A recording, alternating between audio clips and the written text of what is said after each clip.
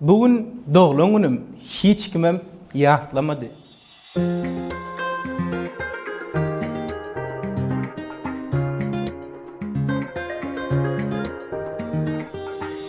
Eyyem faqat geçti 12'den yine bir yaş Ulalım önküden Yaşım ütkafede önküden Men şu bolşum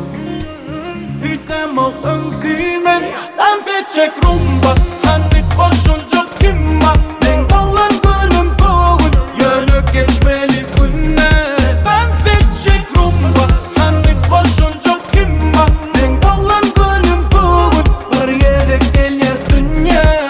Hey hey ya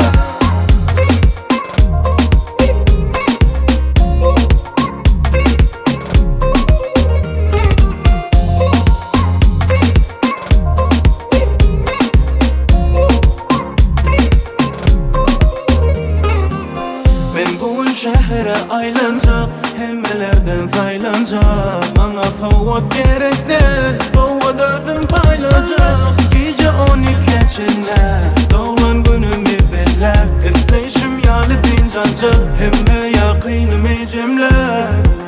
Hala yandadımızın barın nedeni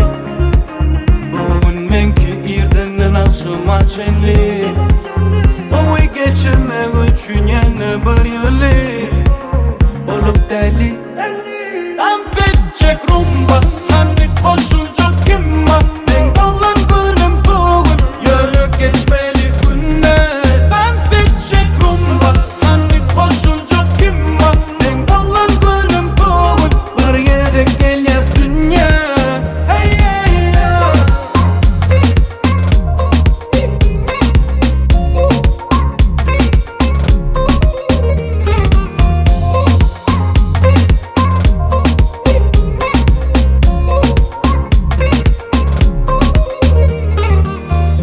Eyyem faqat geçti 12'den